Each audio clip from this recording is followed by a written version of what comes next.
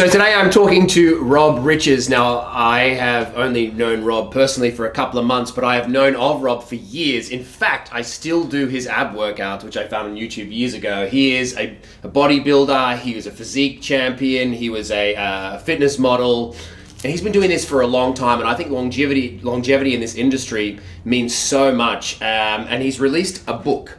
It's called Ultra Lean, the Nutrition Manual. That's him on the front, me on the back, strangely. I don't know why you put me on the back. Was that the reason for that? Good shout out. Great shout. Yeah, it's a great back. So, we're talking to Rob today about this book. I want to know, what is your philosophy on nutrition, particularly? Like, why did you write this book? Was it to make it easy for people to understand? I wanted to make the book because ever since I started weight training, it's been a personal journey for me. Right. So what I mean by that is I wanted to understand it. I wanted to learn it. I wanted to do it all on my own. I've never had a coach, never had a nutritionist, never really had anyone to tell me what to do. Yeah. Because I felt if they knew it, then I could learn it. And if I knew it, I wouldn't need to either pay them or rely on them. Yeah. I think it was more, I've always liked doing stuff myself. So doing my first competition, which was 2005 now, I was like 21, 22. That was my first chance to put all of this understanding into action from my training and nutrition. And I won the show, and that kind of spurred me on to continue doing these shows, and ultimately resulted in me being able to come to America and live and work here. Right. So the nutrition book was sort of everything that I knew from training and from nutrition, not just eating food, but like getting your body into ridiculously low levels of body fat.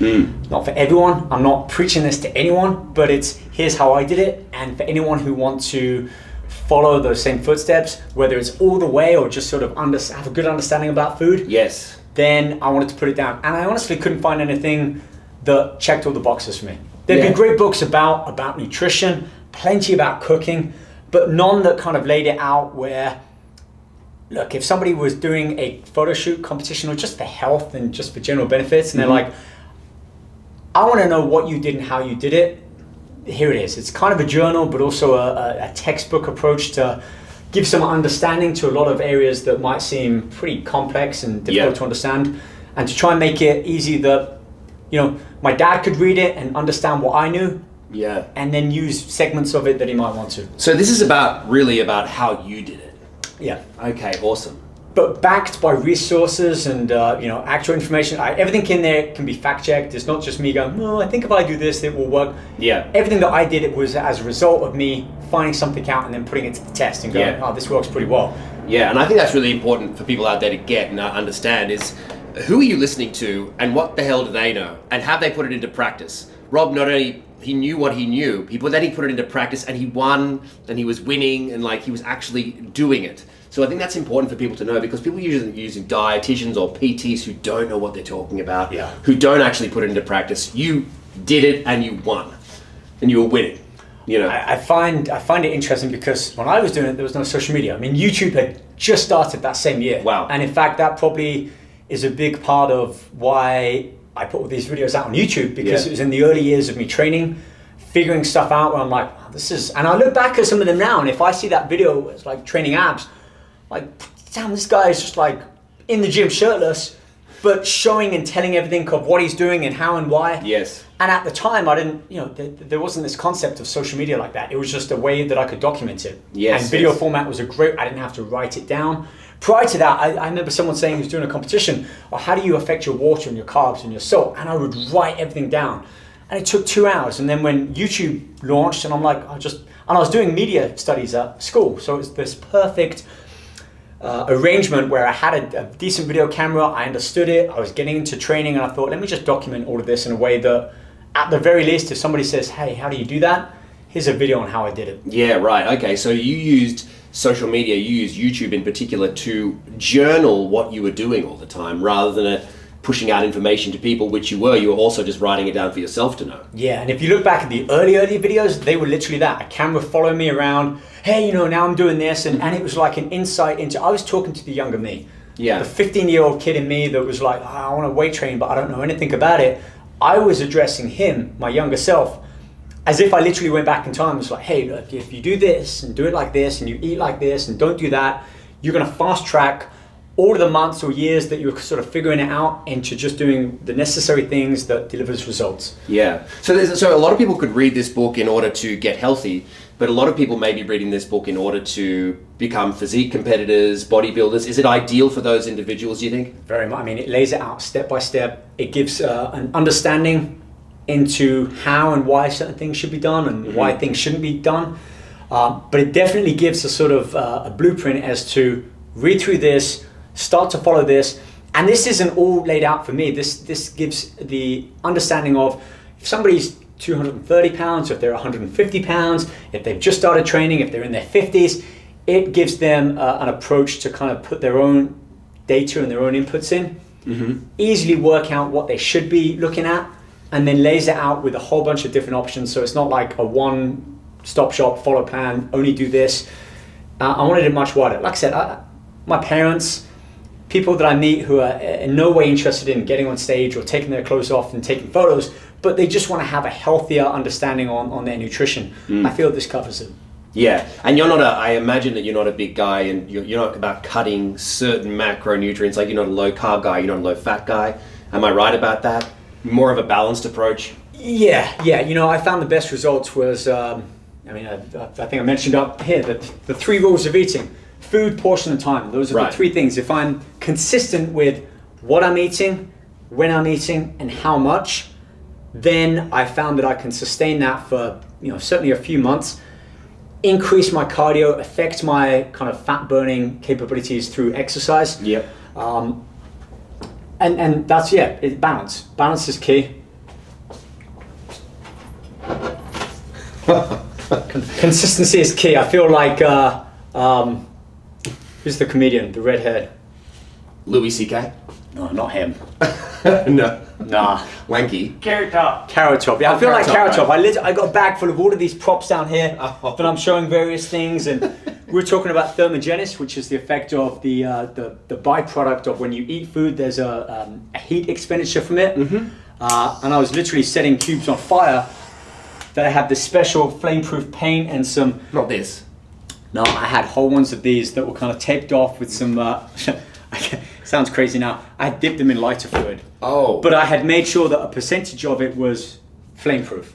So there I am on camera, like lighting it, and all these 3 blocks are on kind of fire to various degrees, and I'm like, protein, carbohydrates, and fat all have a different thermogenic effect, meaning that the body has to access. There's a cost to accessing the nutrition from these, right? And therefore, not all calories are the same. So by kind of showing that, I wanted to give this very visual image that when people look at food, they might think, oh, okay, protein and carbohydrates aren't the same as fat, and if I these carbohydrates, something different is going to happen than if I just eat that. Which bugs me seeing all of this sort of information now on social media, which is shorthand version of it. Right. People might talk about carb cycling, which is a really useful approach to monitoring and modifying your carb intake.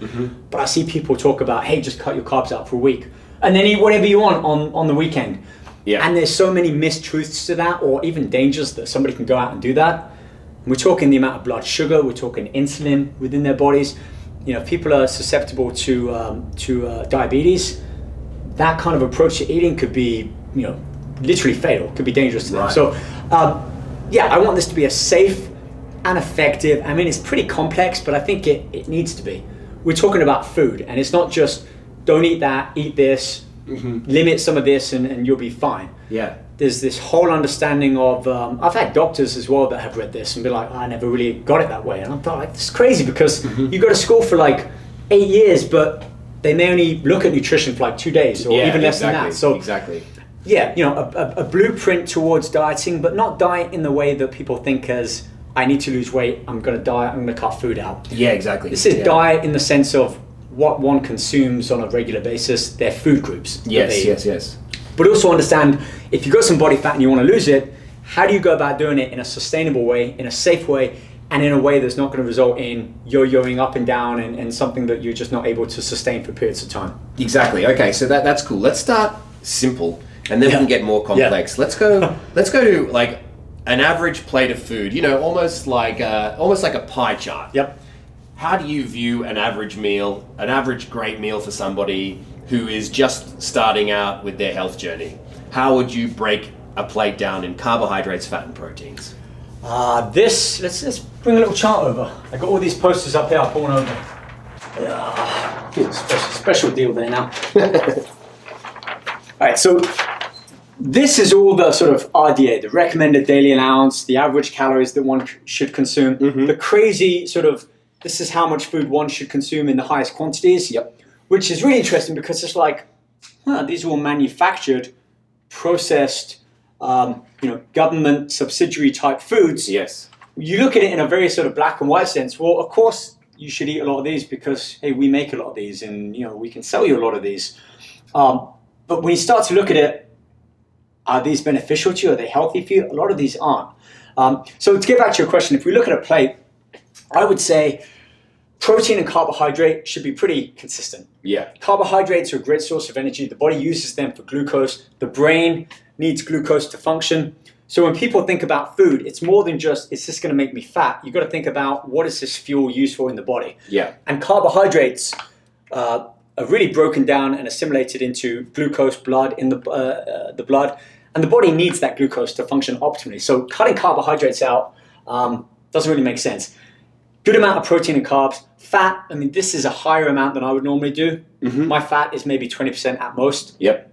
A good kind of baseline is maybe 40% protein, 40% carbs, maybe a little bit high on carbs, and fat 15 to 20. That's a really good kind of baseline approach to giving your body the essential amino acids, the building blocks that it needs to function, to be able to repair, to grow, to recover. Yep. The energy that it needs for just optimal brain function as well. Yes.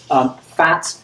Interestingly, fat and protein both have essential components, essential amino acids, essential fatty acids, meaning that the body needs them from dietary source. It can't manufacture them on its own. Yep. Carbohydrates doesn't have anything essential. It's not essential glucose. Yeah. The body can actually convert energy from protein. Gluconeogenesis is the process. I think I had a little, I got all these little charts down here that I use within, gluconeogenesis. There we go. Gluconeogenesis, a metabolic pathway that results in the generation of glucose from certain non-carbohydrate carbon substrates. So essentially that's turning protein into energy for the body. Through more steps than the body prefers. Okay. So this is where a lot of the confusion comes, which is why the book is so many pages that it is. If you drop carbohydrates out because, you said they're not essential. Well, technically, they're not. So I can just eat protein and fats, which, I mean, what are you eating just to get protein and fats? If you cut carbohydrates out and you're only eating protein, or animal sources, meat, so you're only eating meat with extra fats, it's like going out with a car, you've got fuel in it, but you've got no wiper wash, you've got no radiator fuel. You're lacking some of the essential components for optimal functioning. Yeah. And that's, again, what this comes down to. How do you look and live and function the best way possible rather than just, I want to get to a ridiculously low level of body fat, often through drug use, which I've never touched. I don't advocate it, each to their own. Yeah. But, is that achievable without drugs? To a degree, yeah.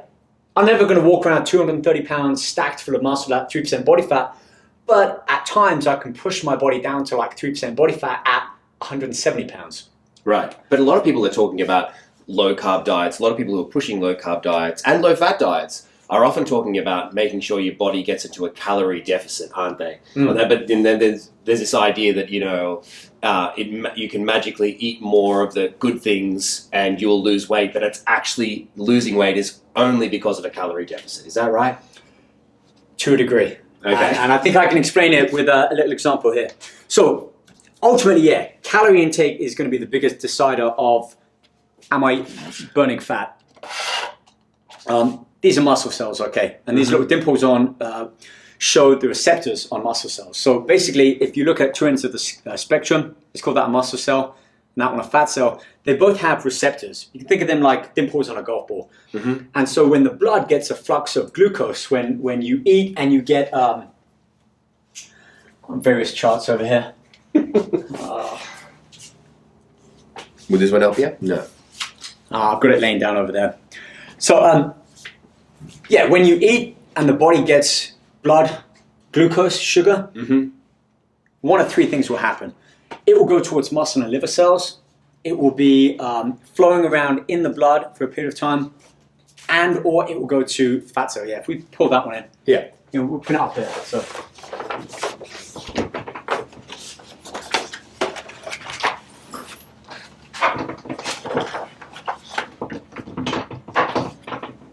Okay, so what this little demonstration represents is muscle and fat cell, because at the end of the day, those are the two ends of the scale. Mm-hmm. When you eat food, you're going to be storing it in the form of muscle or liver cells, mm-hmm. or storing it in the form of fat cells. Oh, that's the end storage capacity that the body can go to. Yep. It will also use energy from muscle or use energy from fat. Mm-hmm.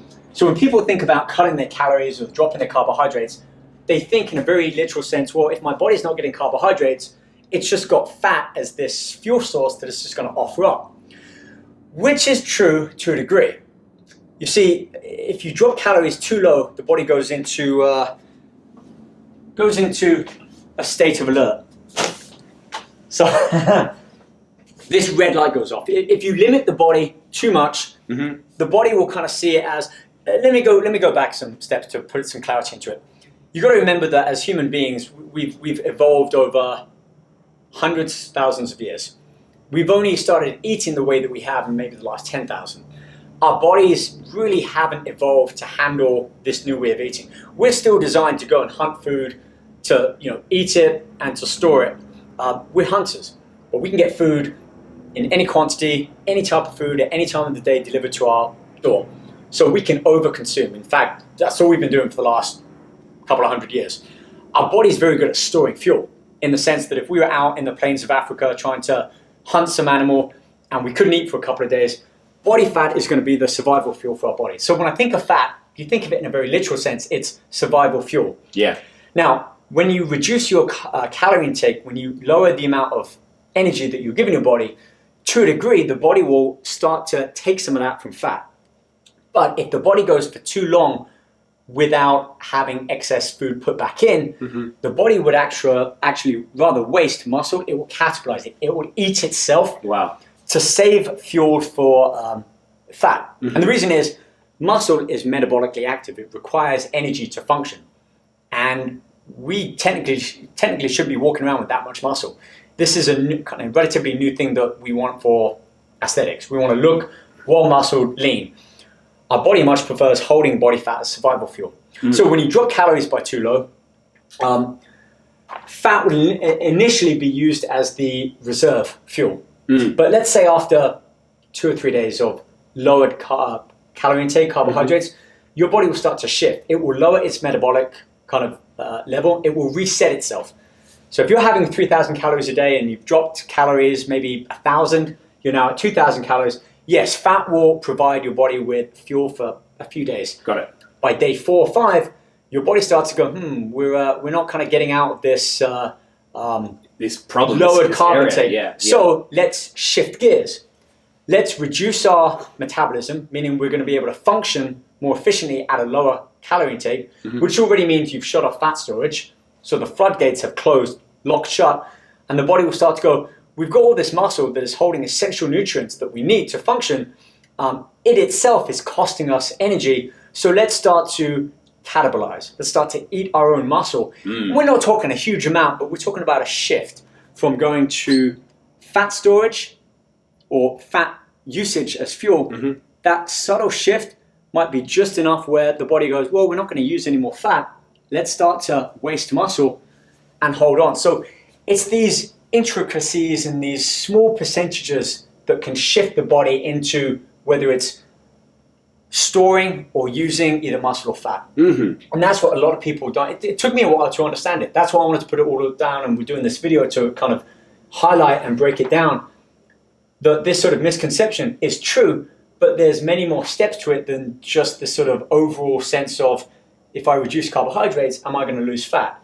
Yes, but, and it's that but that a lot of people are like, I don't care about that. Right. Until they start following it and they're like, I've been doing this for a week and like nothing's happening now and I feel tired, I don't have energy in the gym and I look flat. It's mm-hmm. like, well, your body's completely shifted into that. Let's waste muscle and let's hold on to body fat. So there has to be this intricate dance of, carb cycling is really 3 or 4 days lower carb, 1 day refeed. Yes. And by refeed, I mean a small amount in. We're talking 20% extra. Yeah, yeah.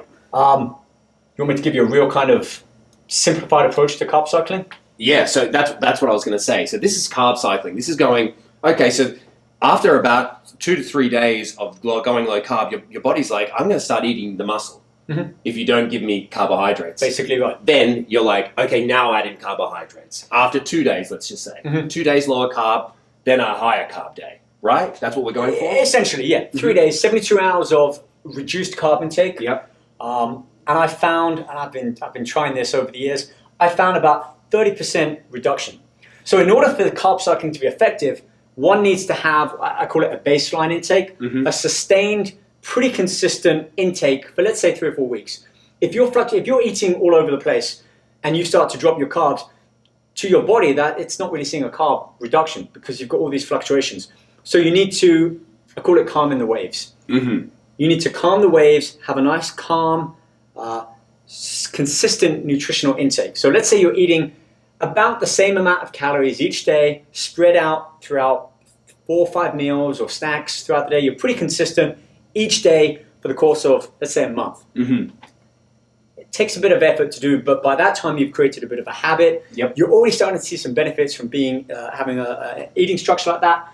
But fat loss will start to slow down because you're giving your body the same type of fuel, and at some point your body will adjust its metabolic rate and say, well, we're going to get by on less fuel than we need, so we don't have to keep giving up body fat. So what happens when you get to that state where you're like, I'm not seeing the same results as I was in the first few weeks? That's where carb cycling comes in. So in short, reduce your carbs by 30% for 3 days. Let's say you were following this. This is you. You're having 300 grams of carbohydrates each day, which is not that much. People are like, that's too many carbs. Well, that's less than half your calorie intake. If we're following this sort of plan over here, this one? I'll post it here. If you're following this and you're having a lot of carbohydrates from manufactured processed foods, and we're looking at more like 65% here, we're sort of a third under that. My point with this is, if you're having 300 grams of carbs each day and you've been pretty consistent for a month and your fat loss starts to slow down, what do you change? Percentages are key, otherwise you're just going to be like, I'm just going to drop my carbs altogether, which puts your body back into that state of alert, and you're not going to coerce it into giving up body fat. The body, got to be careful how I say this, it's like a relationship. Right? And so you got to be really careful about how you approach things. If you're too abrupt and too abrasive at times, what are you going to be met with? Resistance. Yes. Same thing with the body. So you've got your 300 grams, you reduce it by a third. And that's really what this whole chart shows us.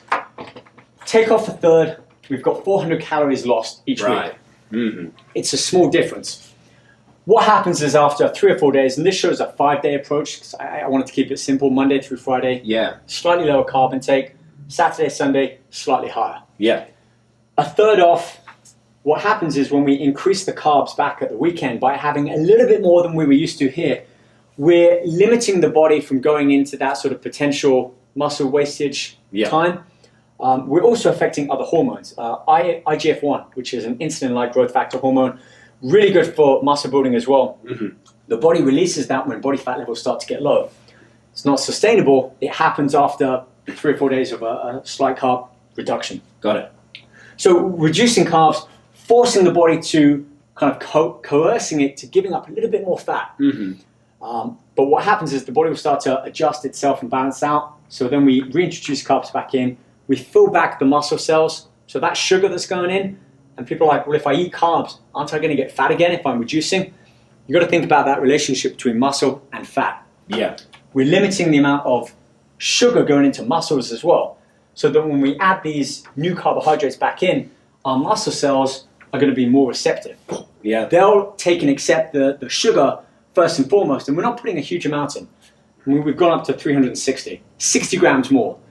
That's an extra bagel or an extra potato or something. It's not going to be enough where it's going to spill over into fat storage. That was my question. Like, what does 200 grams of carbs in a day look like in a real way? Like, are we talking about Is it a handful? How much is 200 grams of carbohydrates? Depends if you're looking Let's at talk about rice over a potato. Right. Let's say an average white russet potato or sweet potato or yam. Mm-hmm. That's about 300 grams, let's say. Okay. About the size of my hand, about 300 grams of worth of potato. Yeah. Now, I look at everything as per 100 grams. Okay. So we might have 20 grams of carbohydrates per 100. So for that one potato, we've got 60 grams of carbs. Yeah. We see here, if you were trying to make up 200, that's really 2.5 potatoes or 2 potatoes throughout the day and a bowl of oatmeal. This, visibly, it's not a whole lot of food. Right. When people are eating foods like this over here and they're eating bread and bagels and pasta, we're probably easily getting 80 grams of sugar, carbohydrates over there. So, it's all relative. The reason I'm sticking with such rigid numbers is because without this structure, you're just going to be following a sense of, I'm hungry, I'm not hungry, I shouldn't eat that. I've had people say, does it really make a difference with you being so kind of fickle about the numbers? Maybe not, but it gives me a starting point. Right. And so if I'm following this and I'm not seeing the results that I want, I have somewhere that I can go to and change that factor. Yes. Well, instead of taking off a third, let me take off half. Let me push it a little bit harder because that wasn't working. As opposed to, don't worry about numbers, just eat less. Right. Well, how much less? Just less. And then eat more. How much more? Just more. Yeah. Where are the boundaries for people to understand and follow? Yeah, and once they get a habit for it, it'll just be like normal. They'll just understand it. Once they understand the little things, they can go, okay, well, I just want to eat less. Yeah. And let's just say these 5 days, minus a potato. These 2 days, add a potato. In a simple approach, yeah. Yeah. Maybe add even 2 potatoes. Yeah, the great thing about the carb up days is, we should add some balloons here. Think of a muscle cell like a balloon. You blow the balloon up, you get this increased surface area, you can store more glycogen in it. Mm. That balloon becomes deflated. It's the same as muscle and fat cells. Both think of them as like water balloons. So as we're decreasing our energy intake, carbohydrates, energy, glucose, we're also limiting, this is a muscle cell, the amount of sugar that our muscle hold, which if you think about it in the weight room when you're working out, that's the main source of fuel for working out. Sugar, muscle glycogen. Yeah. You don't really use fat for weight training. No. Use fat for cardio. Use fat when you're more at rest for kind of more easy kind of energy level activities. Mm-hmm.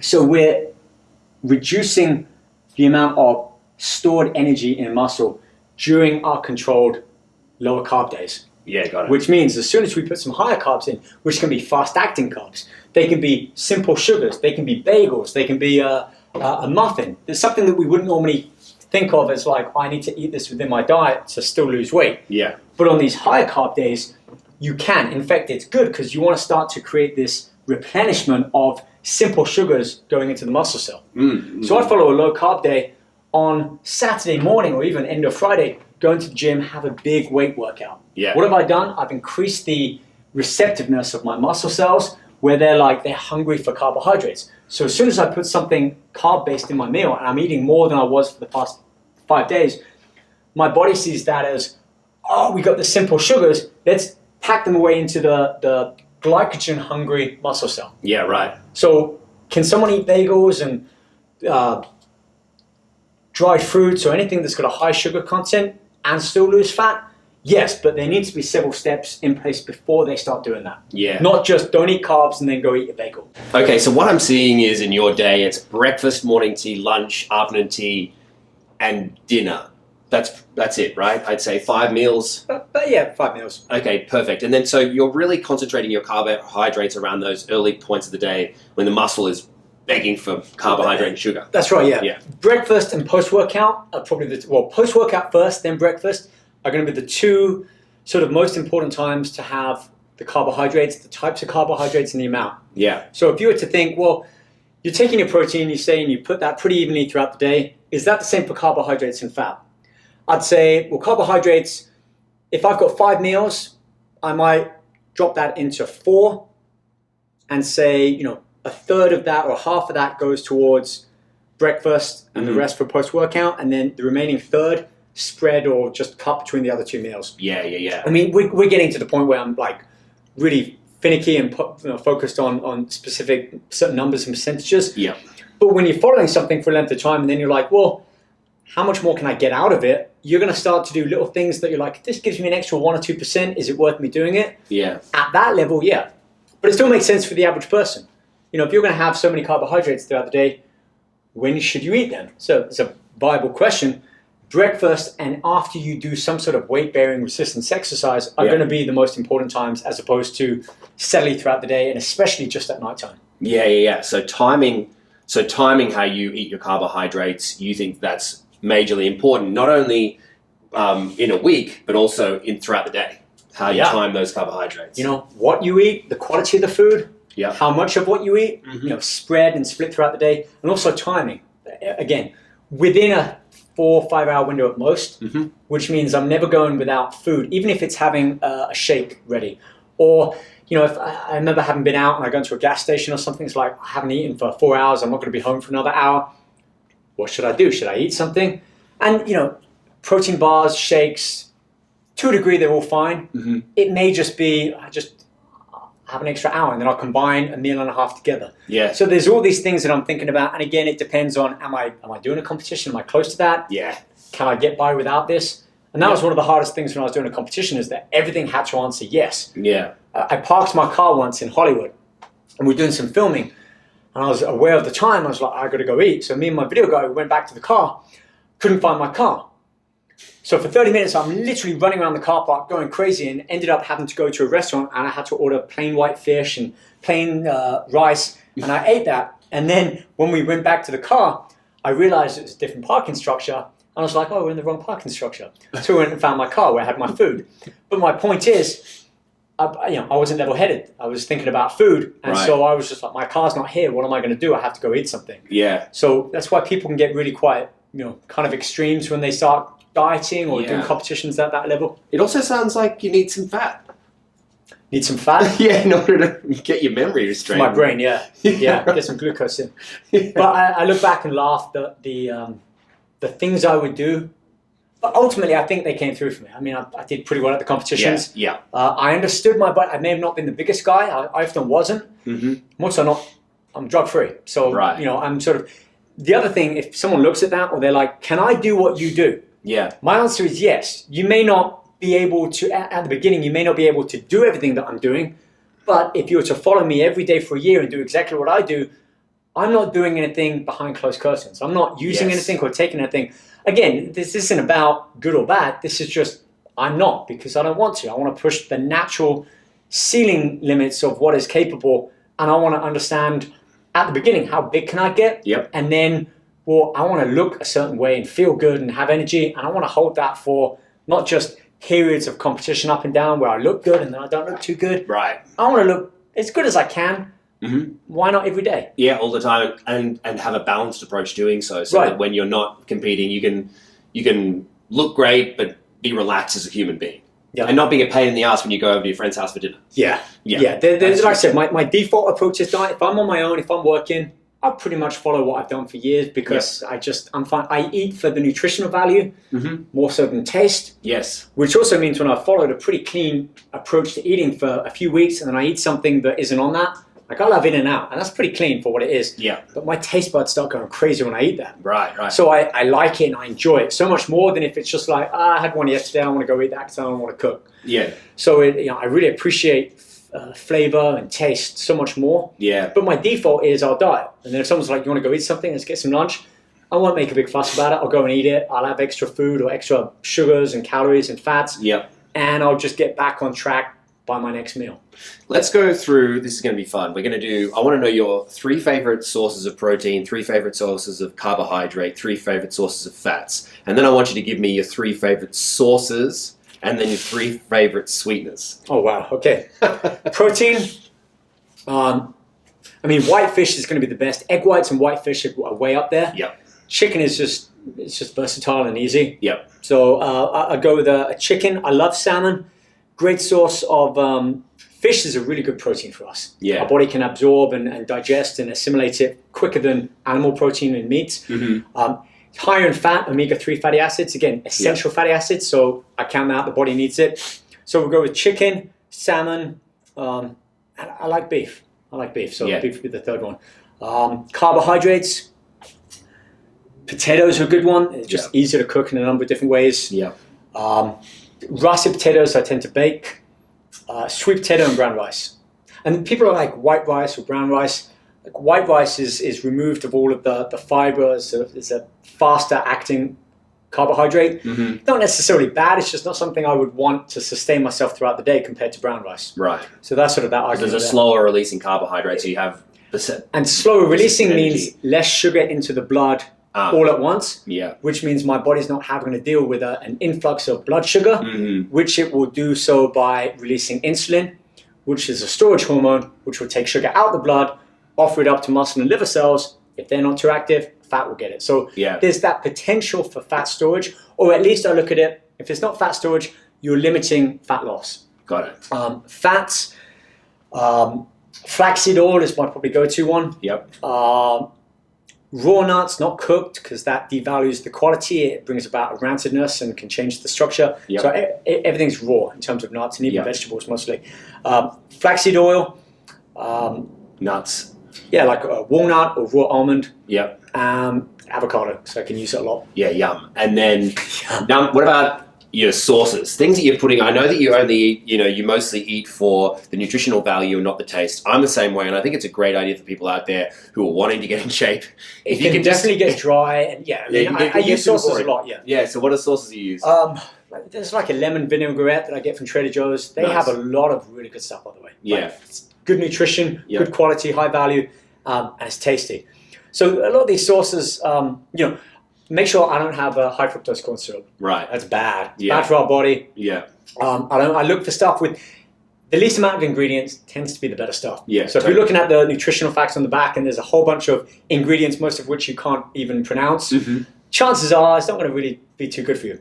So light sauces that just bring about a flavor that I'm like, well, this is good. As opposed to these thick sauces, like a marinara sauce works really well, especially if I'm having chicken or beef. And all of these are like an extra 30 or 50 calories per serving. It's like it's not really going to make any difference. I like mustard. Yum. Salt? I'm a pretty big component of salt. Okay, good. But using it for like understanding what it really does for the body. So there's this intricate relationship between sodium, carbohydrates, and water. And so when people cut salt out and they think, I lose water weight, you're creating a bit of a cascade effect. Everything's temporary. So the body works like a pendulum. It will always readjust itself. So cutting out salt works really well. You know what works even better? Introducing salt in, which I'm not advocating people to do. But I remember when I was competing, there'd be a period during the final weeks of my competition where I'd be adjusting my carbohydrates, increasing my water, also increasing my salt. Because what happens is, only by a small amount, 2 or 3 grams, which might sound really high, but I'm also using salt for weight training. Gets harder, pumps in the muscle, better vasodilation, so more nutrients and blood can flow to my muscle.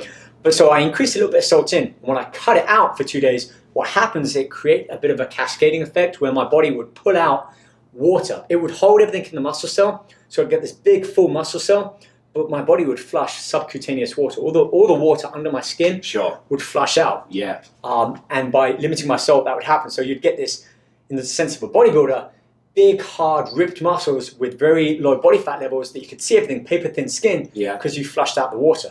Perfect. What happens was after the competition, you get a rebound effect, and so your body just holds and stores something like a sponge, so you'd look soft. It looks like you haven't been dieting for certainly the last four weeks or because you've added carbohydrates back in, or because it's too much salt, it's getting sick. It's like a sponge that I'd rinsed all the water out. And that's my final few days of dieting where everything is not sustainable, and it's something I would do just to really get an effect. This window of big full muscles and low body fat and like not much body water under the skin. But the body can only hold it for a certain amount of time. And what do you do after a competition? You go and eat. You don't go back to dieting. You go out and eat. There is a good argument for reverse dieting, which I've learned to reintroduce foods back in, not all at once. But yeah, I was notorious for going out and just eating everything for a lot. And my body would actually put on like 20, 30 pounds of weight within a week. Wow. Not muscle, not necessarily fat, but, you know, I didn't look good.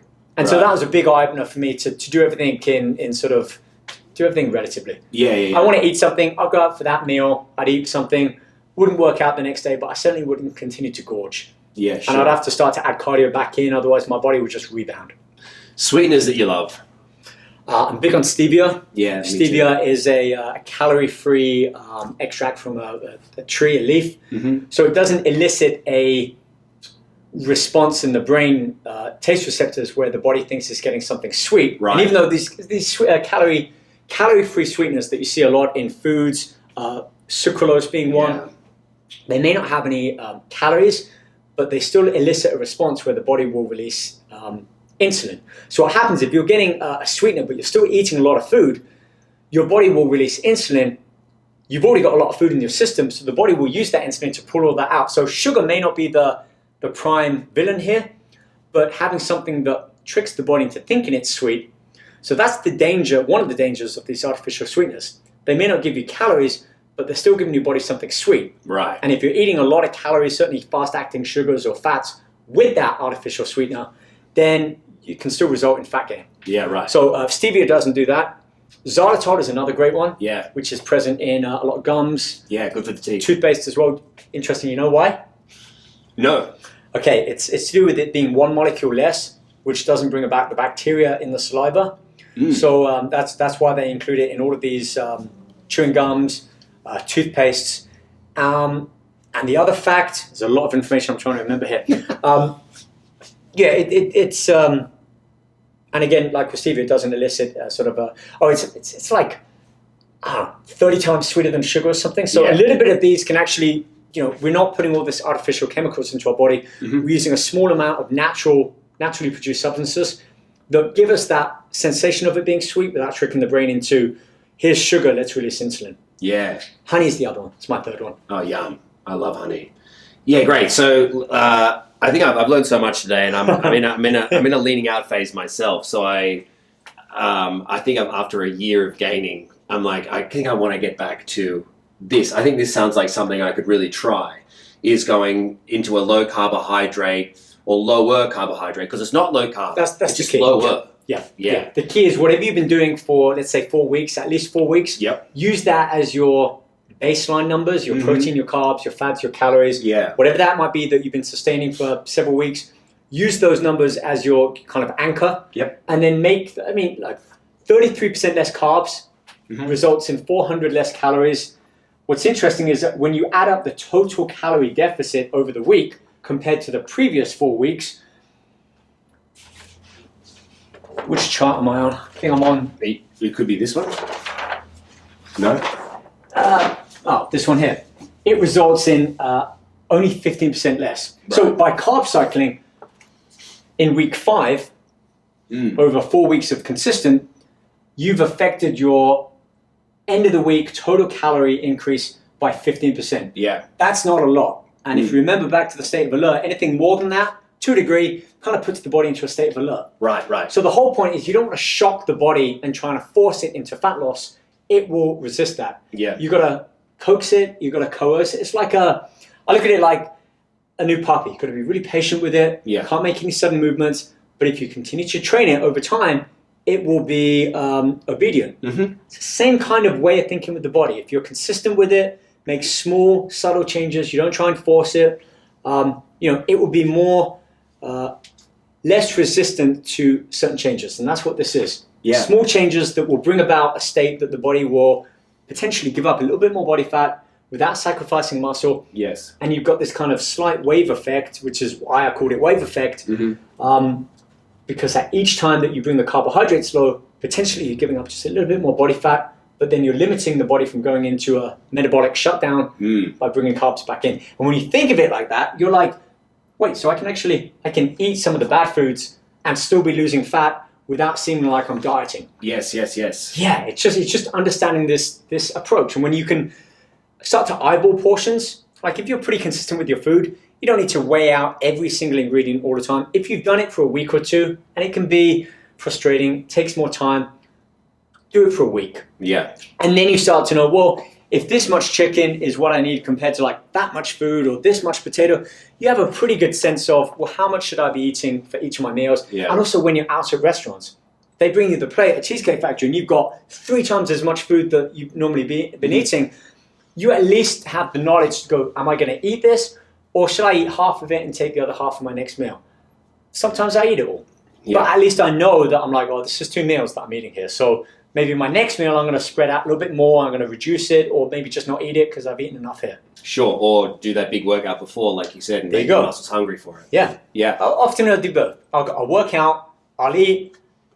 If it's a big portion, I save a little bit, and that's an extra meal for 3 or 4 hours later. Yeah, that makes sense. That makes sense. So let's talk about this book, Ultra Lean Nutrition Manual. Where do we get this?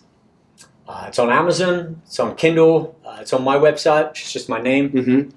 And then these things that I'm seeing here, is it in everything is from the book, yeah. Everything that we're doing here, everything that I'm talking about, I mentioned about State of Alert, these 2 little characters here, He-Man, we haven't talked about these, but these basically showcase that if 2 brothers, twins, identical, were doing the same thing, one was just kind of winging his nutrition, and the other was kind of on the numbers, and he's a little bit leaner, a little bit more tighter. Yep. How is that so? And the reason I got these is to demonstrate and highlight that brother 1 here might look great.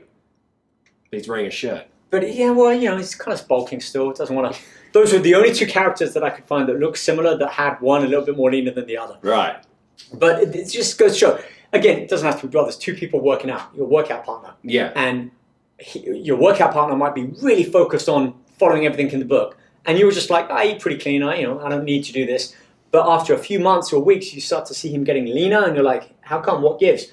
That's going to be a big factor, having followed through more specific set of numbers and just understanding it to that little bit deeper effect than just eating good, healthy food and weight training. Will that get you in good shape and get you feeling good? Absolutely. Yeah. But what happens if and when you want to go above that? Yeah. Or what happens if someone's carrying a lot of body fat, and they're like, I just don't understand food, so I eat what I like. Yeah, you want to get a bit more meticulous. You want to get into it a bit more. Just understand it. If you understand it, I'm not in any way saying you have to then follow it. Yeah. But by understanding it, you can then make a decision. Well, if I want to start to make a change on who I am, how I'm eating, how I look, how I feel, I at least have that blueprint to then start to follow. Sure. Now, how else can we follow you? You're on Instagram and you're on YouTube. How do we follow you there? Search my name. I think I'm the same on all of them. Rob Riches. On every one of them. Fitness. Rob Riches Fitness on Instagram. Okay. And YouTube, Rob Riches. Just Rob Riches, yeah. TikTok? So, I don't really do too much of Not that. there yet. I don't really do too much of that. Well, I'm old school in the sense. Join the teenagers. I get it. Yeah, but you know what it is? I use the same content a lot, and I understand that there's different demographics, different interests. I've always been one, just stay in my own lane. Yeah. I do it my way. This is who I am. Yep, and it works. This is what I put out. It works. My YouTube videos are long because, like when I was in the gym, it's like, hey, I want to show you what I do. 60 seconds doesn't allow me to show. It shows here's an exercise what I've done, but not I do it like this instead of that. So I've always been wanting to pay it forwards simply because when I was young and I had 1 or 2 individuals who told me everything. Yeah. And it made such a big difference to the changes and what I knew and what I could do with it. Yep. That I always thought, hey, if I was in that similar position where I could influence people in that sense, then I want it to be factual, I want it to be informative, and I want it to be something different than they, haven't heard 100 times already. Yeah. Where they're like, that made sense to me. Yes. And so, all of this stuff, which is a huge effort to make these, to get them printed out, to bring in here, to have people working with me, have crew, and then edit it and to put it all out there at a really reasonable price. This isn't like, thousands of dollars. Yeah. It's like one personal training cost. Yeah. Because I think, I think who else is doing this? Mm-hmm. Yeah. I mean, look, mate, you're incredibly industrious, and now you've written this book, so we have a way to kind of get inside your head. And plus, like, you just don't understand how you can, you do understand how you can affect people. But like, think about me. I had no idea who you were. I'm still doing your ab workout 10 years on. Like, you've got to take it on, know that you're killing it. You are. And also your longevity, like doing this for so long through all the fads, just being consistent. I think you're no doubt an inspiration to a lot of people. So thanks so much for joining us today. Oh, mate, thank Pleasure. you. Yeah, no, I love what you do. You make people laugh. You're diverse in what you can do and what you do. Mm-hmm. And but, and when we connected and we had that workout, I just felt that genuine authenticity, which I think is lacking more so today than it has. Or rather, there's an influx and heavily saturation of self-proposed comedians and fitness gurus and all of this, many of which have some great information, but also many of them don't. Yeah. And I think that's what it comes down to for much of what I want to do is that, look, you don't have to like what I put out there. Yeah. You don't even have to believe it, even though you can go fact check it. But at least I'm doing it in a way where some people might go, that makes sense. And if it makes sense, then it's easier for them to take on. And quite a few people that have kind of done various aspects of this have come back with these stories and they've influenced other people. Yeah. That's, look, doing the competitions, getting magazine covers, doing it's selfless, a lot of it is personal, and it's rewarding. As a young kid who doesn't want to be on the cover of a magazine, but meeting people or hearing from people who have changed an aspect of their life or changed others' lives from having seen or heard something I've been a part of, that makes me honestly go to bed at night thinking I did some good today. Yeah, that's it. Yeah, that's it. So for everybody out there listening in, follow Rob on YouTube, Instagram. You've got to buy his book, Ultra Lean Nutrition Manual, and also be aware of who you're listening to. You're listening to somebody who's done it, been there, done that, continues to learn, and is giving you all their information. So, again, cheers, mate. Yeah. You!